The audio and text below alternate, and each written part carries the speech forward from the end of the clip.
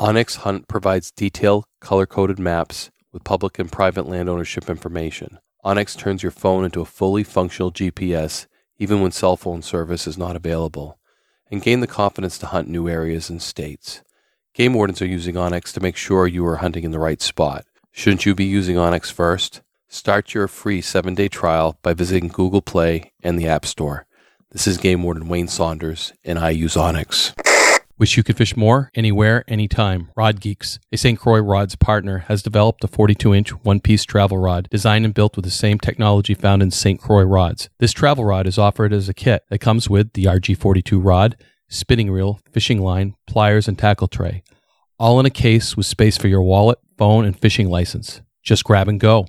Perfect to keep in your pickup, car, or RV. This shorty performs much like a longer rod, but is compact enough for easy storage and for on-the-go use. Make this the summer you fish more. RODgeeks.com.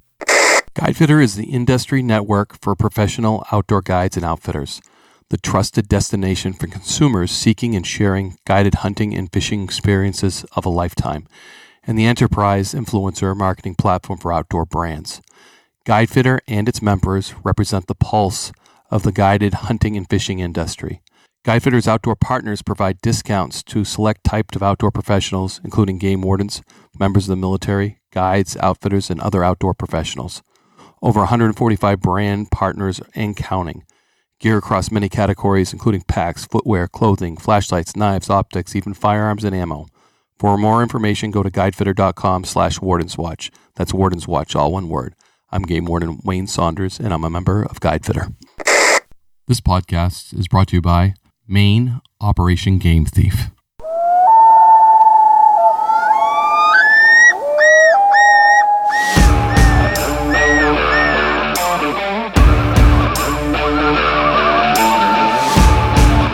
Please join me, Game Warden Wayne Saunders, and other game wardens on our adventures protecting wildlife, saving lives, and having fun, all while serving the public and the natural resources of our planet. Listen to the tales and experiences of those who work in the outdoors while being entertained with stories about encounters with poachers, wildlife investigation, murder investigation, near-death experiences, search and rescue missions, wildlife interactions from game wardens around the country and around the world.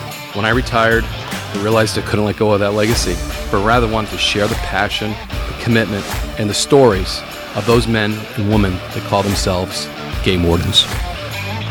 This is Game Warden Wayne Saunders, and this is Warden's Watch. Welcome to the Warden's Watch Black Friday podcast special. And I couldn't think of a better interview to do than Guidefitter, because every day is Black Friday at Guidefitter. If you're an outdoor professional and you qualify for the discounts, they are extremely deep discounts for extremely high quality products at Guidefitter. So check it out. Go to guidefitter.com/wardenswatch. That's Wardens Watch, all one word, to check it out. And Bryan Koontz, the president, CEO of Guidefitter, is the interview today. Guidefitter is a partner in wildlife law enforcement. They are assisting international wildlife crime stoppers, both financially by doing, you'll talk about some data they collected through a survey that they sent out to their members, which was very interesting, and it just resonates the feeling that we have as well. So it's very interesting and a very cool interview. Guidefitter is a very cool company. They are a very awesome company that assists us in what we do every day with equipment at discount prices, and we assist those manufacturers by wearing their stuff. Because if it's high quality, that's what the kind of stuff that outdoor professionals, game wardens want to wear. So check it out. Listen to this podcast. Every day is a Black Friday at Guidefitter. Hope you enjoy.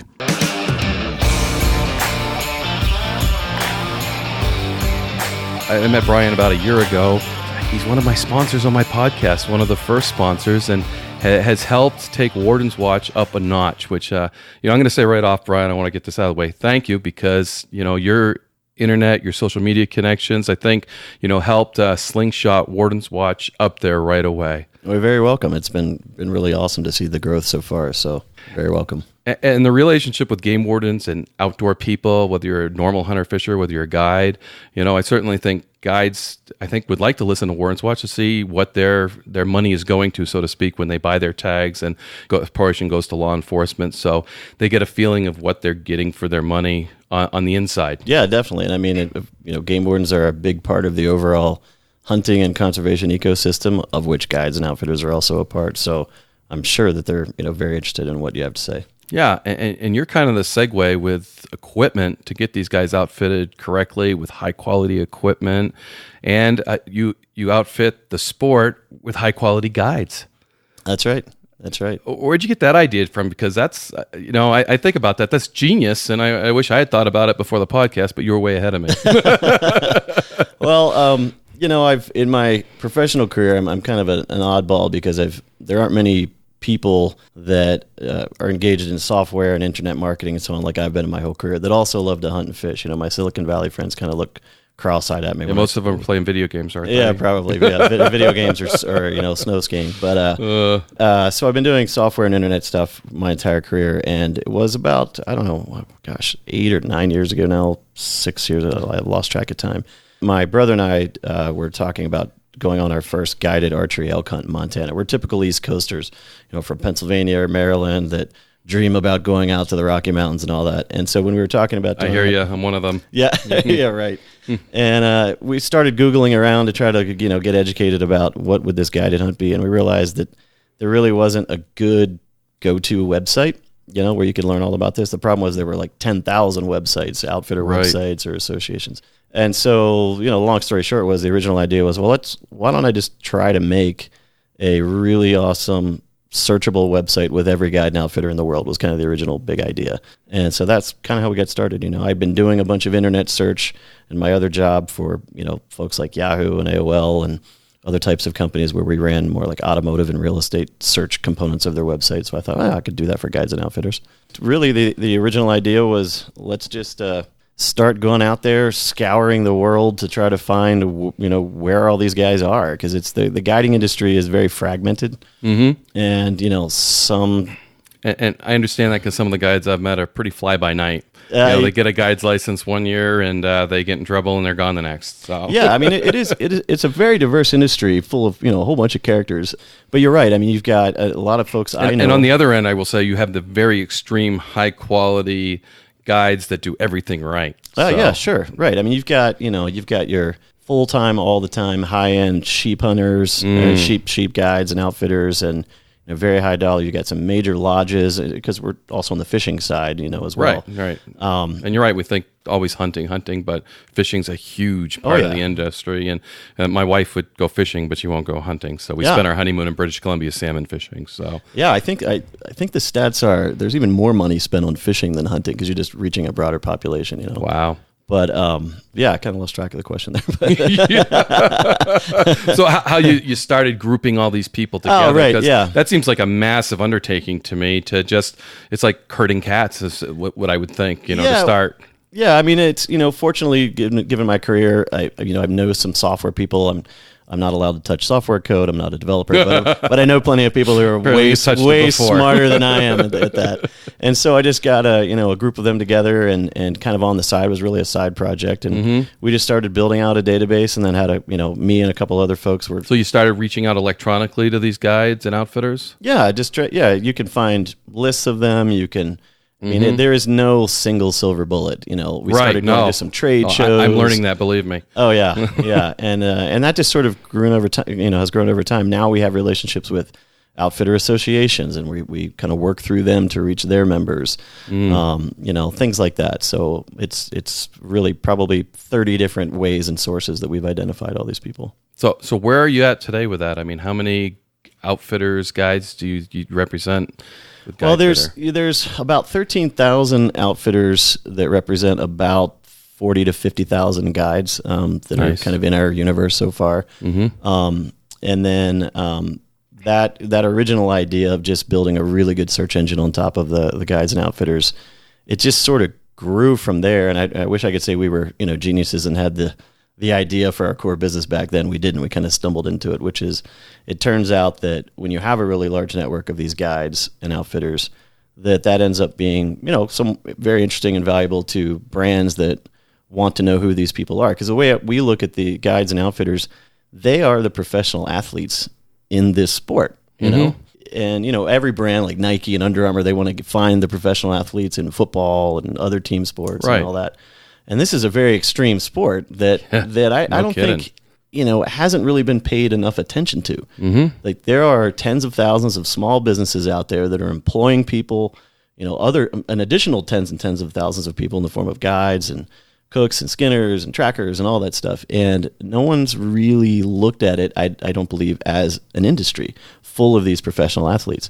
And so, you know, it turned out that we had this network that was growing, and it started getting the attention of some brands like Canatrek, a really amazing boot company up in Bozeman, Montana, and Carl Zeiss Sport Optics, and these companies that had these guide programs where they want to ensure those pro athletes are using their gear, getting hands on it. Because if you're a client that's booked to hunt with a guide and you're standing there with your, you know, $50 pair of binoculars that have served you well back east, and then the guide hands you his pair of Victory 10x42 Zeiss's, and he says, look through these, you know, your mind is blown. You're like, I want those if that's good enough for the guide. Right. And I get that as a game warden all the time, because the sportsman wants to know, hey, what are you using? Hey, what do you got? Yeah, you know, right. And, you know, what you are using in the outdoors consistently is what I want to use, because I want to be part of that, you know, because it's like a team effort, you know, we're all wearing the same thing. Or, you know, hey, that's the best product to have, because, you know, most wardens spend their own money on it, and they want the best of the best if they got to spend their money on it.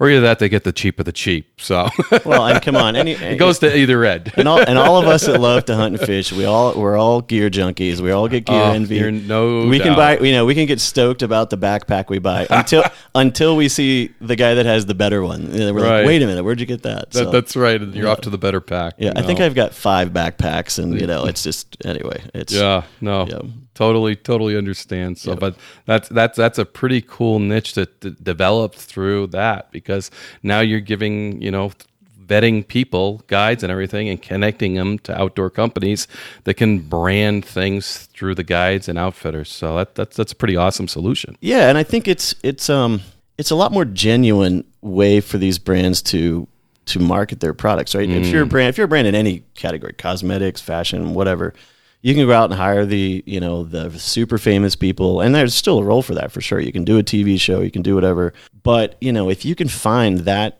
guide, let's say, or that game warden that relies on that gear every single day to do their jobs, they beat the crap out of their boots, they know, whatever it is, right? Their packs, their apparel, whatever. And that guy says something positive, and he says, I don't know what I would do without this fill in the blank product, because it serves me months of time. You know, I'm up and down the mountain, and that is way more genuine than whatever some paid endorser or the brand itself, right? We're all Amazon shoppers now. We know to ignore whatever the brand says and go down to the reviews, right?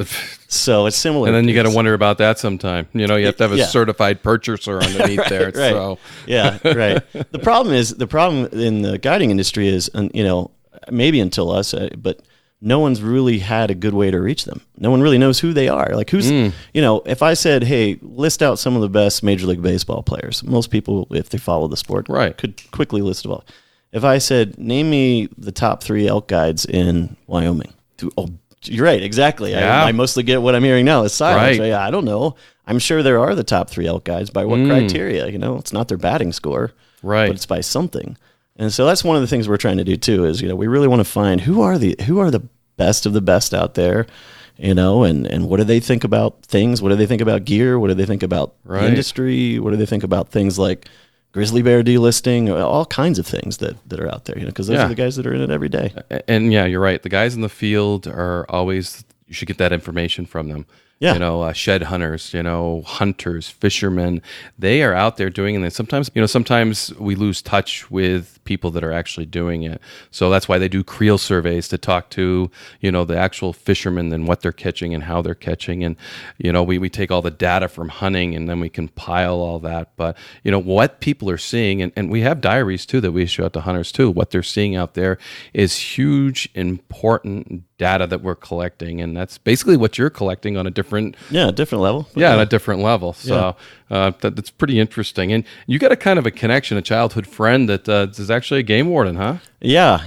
I grew up in a little town called Clear Spring, Maryland, And actually where I lived was, I think, 10 miles from the actual town of Clear Spring. We had one stoplight, and we got our first McDonald's, I think, shortly before I went to college. So, but anyway, my high school friend, Brian Albert, was a warden there in Maryland. And I think he's since retired, but it was through Brian that I learned about the IWC, and he introduced me to Lewis. And IWC is International Wildlife Crime Stoppers, of which I've been a part of and still part of, and Brian's a part of, and Lewis is our executive director, Lewis Rather, and that was quite a connection to have you come in and have you become part of the IWC, and you had a meeting with Lewis. Yeah, he came up. I live in Austin, Texas, and Lewis lives out in Fredericksburg, not too far away, and so we had lunch about a year and a half or so ago, and he explained the mission of the IWC and its connection to Wardens and everything, and I learned a lot about organizations like Operation Game Thief and what that really is and how it's related but different than fish and game departments and things like that. And so it just sort of clicked for me, and it seemed like an organization we wanted to be a part of and support. And so I went up to the Ohio meeting last year and spoke at that meeting, and it's just, I learned so much about what it's like to be a game warden. I had no idea. My vision of a game warden, I have to think, is like what most people think, which is make sure you got your license, make sure you're not carrying a loaded weapon in a car. I had no idea the scope of the law enforcement with, drug enforcement and just, all the, what I would call off-pavement law enforcement. I didn't realize that game wardens, have the same or arguably even more authority than regular police officers. So my mind was really open to all that, and it was something we wanted to continue to be a part of this year. Yeah, no, that's awesome, and you're right, and it's programs like this podcast, a Northwoods Law, a Lone Star Law that are opening a lot of people's eyes to what a game warden is, because I think probably 30 years ago there was a lot more contact with the game warden, and I think less and less as people gravitate towards cities and they lose contact. They love the outdoors, they love being in the outdoors, they forget who the police in the woods are, and I think we're trying to reconnect. I'm trying to reconnect people. I'm trying to, you as Guidefitter, as a catalyst to the guides to IWC, to bring in membership from those good guys that want to stop poaching, to become members of IWC. What a great catalyst, a liaison to that whole industry that I don't think we've had before. Yeah. So I think it's a natural connection, and with the poaching side of things, one of the other reasons that I think Lewis and Brian and everyone at that Ohio meeting did a great job getting me more excited about being a part of this. Is when I think about poaching, it's not just breaking the law. That I don't think many people understand that there is a whole control system here. There's a whole system of wildlife management, and you were mentioning collecting numbers on creel studies for fishing and the hunting stats and all that. It's like a big ongoing scientific study every year. Right, managing populations, managing disease, and collecting those stats. Saving land, right, all the habitat side of things. Getting access to land. But, within that big pie chart that I see, they keep forgetting law enforcement. Right. Well, when someone goes in and starts poaching away, which means you're not collecting the stats, you're getting in the way of the herd management and all that, it kind of screws up the system, and so it's another way to look at it, and that screws it up for everyone. Right. So. Yep. So, because Lewis always says, at the end of the day, if you preserve all the land and you do all the biology, what do you have if you don't have law enforcement? You have a bunch of dead animals, right. And that's part of it. The states, certainly employ game wardens. We're employing less and less from what I've seen. To balance budgets, they take 3 game warden positions away, and yet they saddle more responsibility because as people outdoor recreate and gravitate away from hunting to go to search and rescue and things like that, we'll use the game wardens, but yet we're reducing their numbers. So, that's one of my passions is to get out and let the politicians know, let the people know that we need to get more game wardens. We need to boost our numbers, not lessen them. So yeah, well, I mean that what you just touched on is something we recently learned that is a hot issue with what the guide and outfitting community let's go right into that survey, because that was awesome that you did that survey and that you have the tools to do that with is pretty impressive, Brian. Yeah, if you could explain all that would be awesome. Yeah, we learned a lot. So I knew that I was coming back out to the IWC here. We're in beautiful Lake Tahoe, and I thought about what could we talk about, what could we share with the IWC community based on the size of our network. And so for the first time, I think it's the first time this has ever been done. I'm not sure. I have to check that, but we issued a survey out to about 10,000 members in our network, guides and outfitters, professional hunting and fishing guides and outfitters, and got over 500 responses back, which I think is pretty good for a survey. Yeah, no, I think that's on the good side of a survey numbers, I would say. Yeah. Yeah.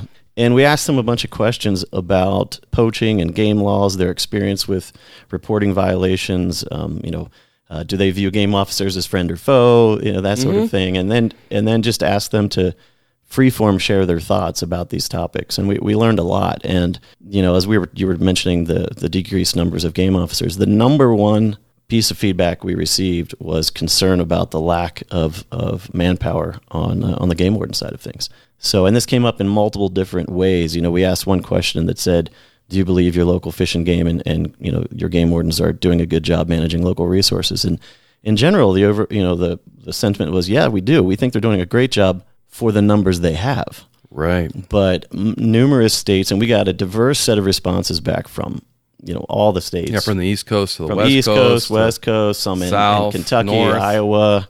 And it was pretty universal that, yeah, there aren't enough of you guys out there.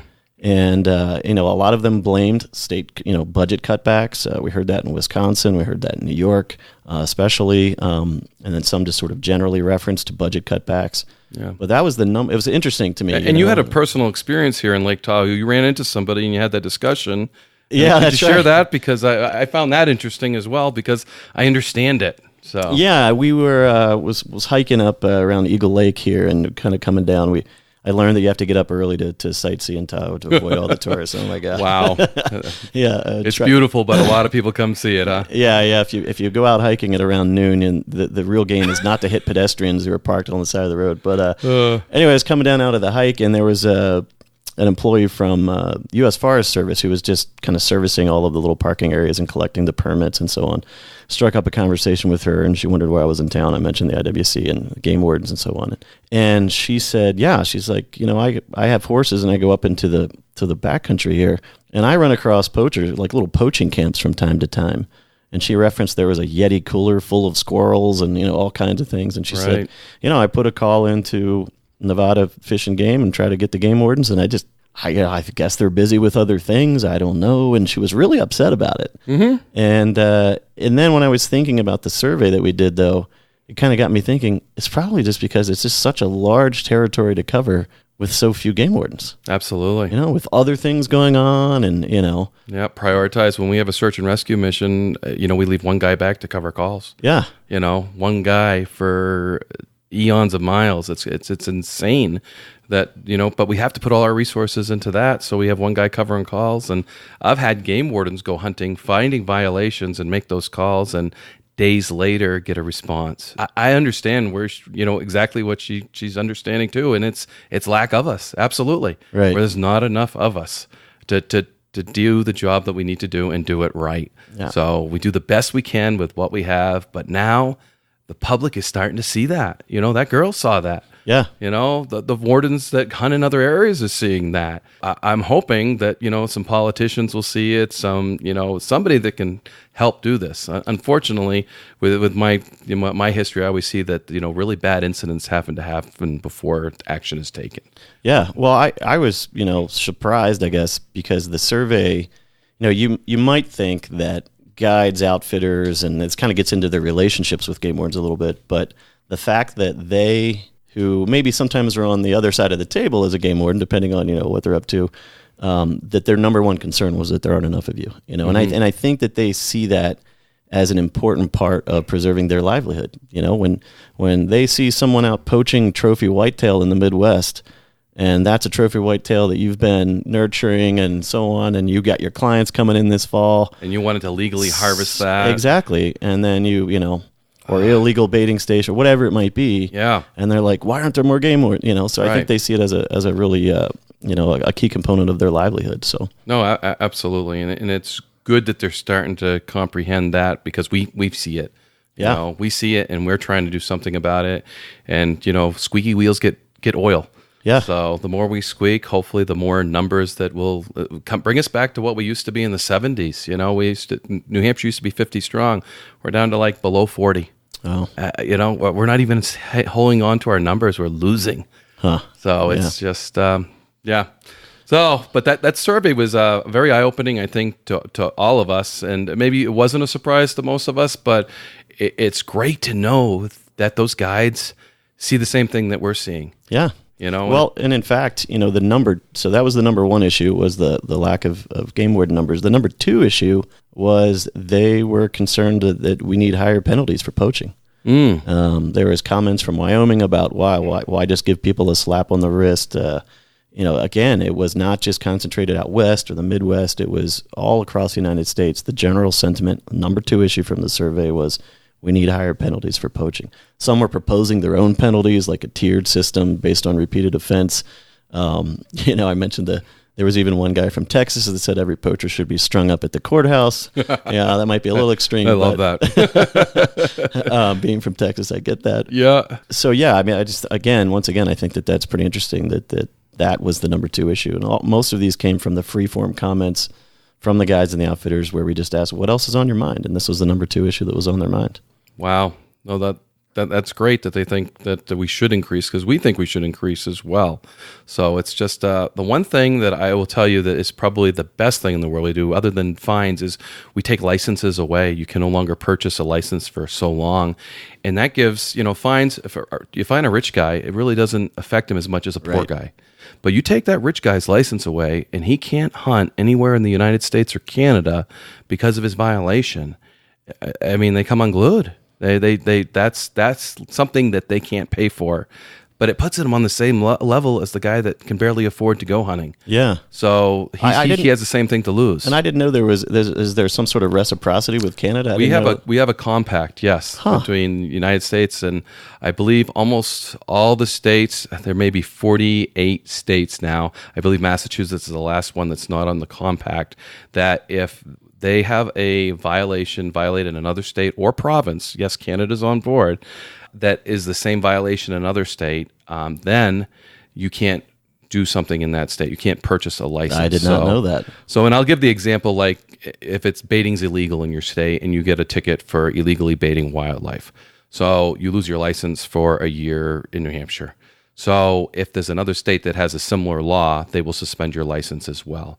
But there are some states that don't. New Jersey comes to mind, that they actually encourage baiting because they're trying to draw the deer off from where they are to reduce their number. So that state doesn't have a similar law, so they wouldn't revoke your license. But if you think of big game laws, all of us have illegal night hunting, closed season. A lot of those big popular laws are across the board, Canada and the U.S. So for those big violations, they lose their licenses, and they lose it not just in the jurisdiction they violated, but everywhere.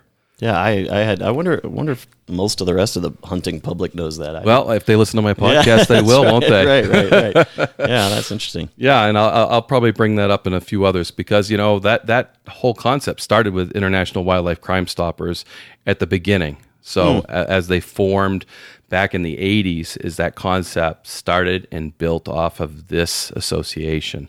So it's quite an achievement that all the states got together and that we were able to build. And now that we're at the end, I think the only one that I'm really familiar with is Massachusetts doesn't play ball within that compact. But everybody else does, and it puts everybody, no matter rich or poor, you're on the same platform. So, and that makes me feel better, because, for the rich guy, he doesn't, he writes a check, big deal. Okay, yeah, I'm off and running. Right. He can probably still go to Africa, even though he lost his license in the United States. Right. But, for the little guy, he's on the same level. He's going to have the same violation, the same penalty. The fine's probably going to hurt him a lot more, but it's the license that hurts the guy that has the money. Yeah, right. So, well, listen up, Massachusetts. Wayne's putting you on notice. Absolutely, and they are trying. Their fishing game department has been very close numerous times, trying to get through the legislature, because it takes a legislative act for the state or the province to sign on board. So now it's neat to see. We have a map that actually gets colored in, and there used to be that big red one in the middle, and now it's colored. And just, I think Massachusetts, New Jersey might be right there too. I haven't seen the latest stats, but the next podcast, I think I'll have to come out with latest stats, or we'll have to talk about the compact with somebody who's still involved with it. I know Rob Young, who's here, was one of the founding members of IWC IWC was strategically involved. Bob Thompson from Colorado, again, strategically involved with this compact, and a lot of other people that have come and gone have participated in it. But it's been an awesome thing for North America to do that, because we put poachers on notice that you're going to lose your license. So, and for that matter, when it's your livelihood, the guides and the outfitters, that's serious, isn't it? Oh yeah, yeah, very serious. Yeah, so you lose your livelihood. Yeah, so and that's no good. So that's an encouragement to do the right thing. Yeah, no, that's true.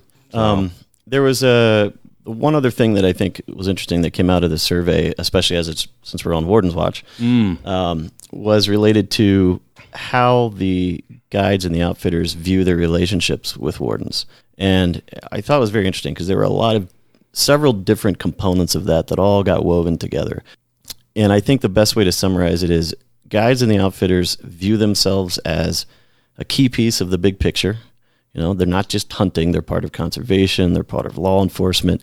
A lot of them, since they mentioned the lack of game officers in the field or the dwindling numbers as the number one concern, they viewed themselves as, boots on the ground. In some cases, they are more the kind of the first responders, or the on the front lines was the comment. The eyes and ears in the woods. Exactly. Mm-hmm. And so they seem like the sentiment seemed to be from the survey that they want to feel that way, and they feel a sense of responsibility to know the laws and educate their clients. And as a game warden, I want them to feel that way. Exactly. I need them. Right. And then the other comment that kind of came in was some of them felt that, but sometimes, we feel like it's guilty until proven innocent, or we're being unfairly targeted. And what about the local resident? Why are you targeting me? And so, and I thought that was interesting. And we talked about game wardens' attitudes and so on. But there was a point that was made in as I was presenting this the other day to the IWC.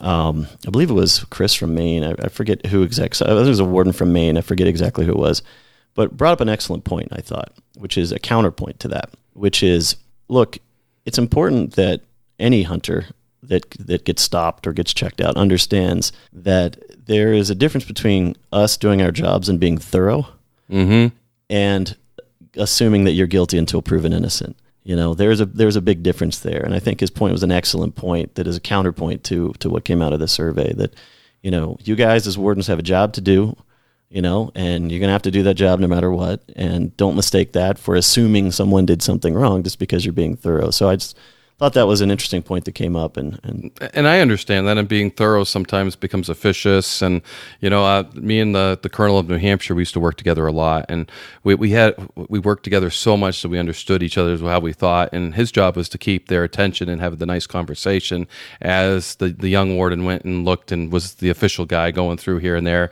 pulling the beer cans out of the vehicle and the loaded guns and this and that. And every time I found something, I'd set it off to the side, and they'd look back, and he'd grabbed their attention again and was about something else. And at the end we had violations here that we had to address, and we try to address them in that same way. But right. I was the official guy, or officious, being boom boom boom, and he was the nice and friendly guy, and would switch on and off, because it to be the official guy all the time kind of sucks. So you were the official bad cop? I was the guy, literally. And I loved it. I loved it. Look, you just look in a window, there's a beer can on the floor. You got whose is this? Oh, it's mine. And then the colonel would ask him another question, and he'd be focused on the colonel, and I'd set that off to the side, and things on that. So, but the good guy that doesn't have the beer gets the same treatment. Right.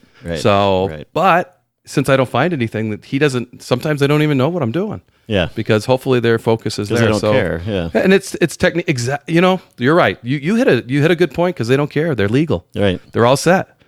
Go check my truck. Yeah. Please. There's no deers in the back. There's no blood. Open that cooler. Please, warden, look. Thank you for looking. When you don't have that problem, you don't have the swivel head. I used to call it swivel head, always looking back. What's he doing? Is he going to find that beer? Is he going to find that, grouse stuffed under my seat? Is he, what's he looking? He's going to find the blood on the tailgate. It's a swivel head, where the guy, that's relaxed totally. No, go ahead, look at my truck. It's a locked. Oh, here's the keys. I'll unlock it for you. A grouse stuffed under a seat. Yeah. I'm assuming that you have stories about creative ways in which people hide I've game. got so many many stories. That's why I love this show. My stories just keep coming out, So yeah, so that's one stuff. Spruce grouse are protected in northern New Hampshire, and every now and then we come across them. So, and they look a little bit differently. Their meat's a little purpley, so all those types of things. So, and their feathers are very identifiable. And yeah, sometimes you find one stuffed under the seat. Or the best part is when they see you, they stop right away. Oh, Warden, I got something for you. Where I don't think it was ever intended, because it was in with the other grouse, and oh, I've been looking for you all day. Mm-hmm. Really? We have phones. Yes, no, it's and those are the opportunists. Yeah. They found an opportunity. Was it an accident or not? Are they going to report the accident? And that's the thing. Some people, they make mistakes. Mm-hmm. It's how you deal with that mistake is how we deal with you generally. Right. And I think that the guides and the outfitters, based on the survey, feel the same way, right? Right. How you deal with us is how we view you. You guys feel the same way on the opposite side. So it's, right. Yeah. And different personalities, just like we're chatting here. There's other guys with personalities that aren't very talkative, that are a little more officious, that probably still do a good job, but their just personalities are different, and sometimes they're taken differently. Right. So the survey was great, because I think it's very reflective of what's going on out there, the problems, the different intricacies, and it gives us an opportunity to talk about them, to kind of explain the Warden side. Yeah, and I get their side too. Is it ever going to change? Probably not. Yeah. Well, I think the good news in the survey is that big picture, it's very clear from reading the comments, again, from all over the country, from the guides and the outfitters, that in general, there's a very positive attitude to how they view, game wardens and conservation, and it's kind of like, hey guys, we're all in this together in some way. We're on the same team. We're on the same team. We heard that in the comments, mm-hmm. and they want to help. They want to be the boots on the ground and all that. So awesome. I think it's just the few. It's interesting, because from looking at the comments and the conversations we had yesterday, the few bad apples on the guide side spoil it for everyone. The few bad apples on the game warden side can spoil it for everyone, and that's just, we're all human, right? That's exactly right. But it's good to have good, solid players on your team. We're one set of eyes and ears, and when we have people like that on our team, we get good information to get those bad guys. Because without that, we're pretty ineffective. I think we saw in some of the stats through this conference that we're at 1% of poaching is what we know about game wardens. 1%. Yep. 1%. That's insane. We need other eyes and ears out there so we can up that, so we can get to the 10%. So, and without the guides, the outfitters, the good hunters, we're going to fail. Yeah. So. That's got to be frustrating. If you're a wildlife biologist working for a particular state, and you're trying to make sense of everything and come up with a good game management plan, right? And 99% of there's a whole big data set you're not even aware of because of the 1% problem, right? And exactly. You're guessing at some of these management techniques. And when law enforcement is taken out of that formula of managing population of wild animals, when they forget about that law enforcement factor, They forget about the whole program, because you're right, because they can biologize all they want. I love that word. I don't think it is a word, but I like it. I think I might use it. I'm not sure I'll give you credit. But, without us, it fails. And without them, it fails for us too. Yeah. That's why, you're right, it's a scientific formula. General public's got to remember. So I've seen graphs from, nonprofit organizations that do a lot for the wildlife, that their graphs don't show law enforcement in it. Mm-hmm. So that's my goal, to show law enforcement within there. We saved so much property, we've given so much, money to do this. We have our own biologists working on this, and, we have this big graph, and this is where all our money's going, and this is how we're going to be successful. And then where's law enforcement? Right. How are you going to law enforce? Oh, that's the state's problem. No, it's your problem too. Right. Because we're getting less and less game wardens. Right. So with the less and less game wardens, you have less and less animals to help manage. Because let's face it, we wouldn't have those organizations if the states could do the job without those organizations. That makes sense. That's true. They wouldn't exist. The Elk Foundation, the Rocky Mountain Elk Foundation would exist. Pheasants Forever wouldn't exist. The Grouse Society wouldn't exist because they want to save this special animal, and I do too. Every stinking one of them. Of course. Yeah. So, right. If you're preserving 200,000 acres of elk habitat, you should probably factor in the state of the poaching on that habitat or whatever. Right, absolutely. So become members of International Wildlife Crime Stoppers, become supporters so they can support that. And that's my mission. So I don't know how long it's going to take, but I'm going to keep preaching it. So it's a worthy mission. And you're a helpful catalyst because you're on board. Definitely. You're IWC strategic partner. And that means a lot. It means a lot to us, Bryan, that somebody like you with your skill set can come in and help because we need the help. We need the guidance. We need the outfitters. We need the Bryan Koontz of this world that facilitate the catalyst between them. So, every time I come to one of these, I learn something. So it's been very helpful and eye-opening for me. So I'm happy to be a part of it. Well, and I appreciate you taking your time out. I know it's very valuable, and I've had a great interview, and I'm enjoying it. Thank you for your support for Wardens Watch. We'll continue informing people and letting them know and building those relationships and understandings, I think, between game wardens and sportsmen and the people that make money out of the outdoors and the wilderness. I just think it's good to have those people on our team, the good guys. Sounds great. Okay. Thanks for inviting me. Hey, take care. Take care, Ryan. Don't forget to check out guidefitter.com/wardenswatch. That's guidefitter.com/wardenswatch, all one word. Thanks for listening.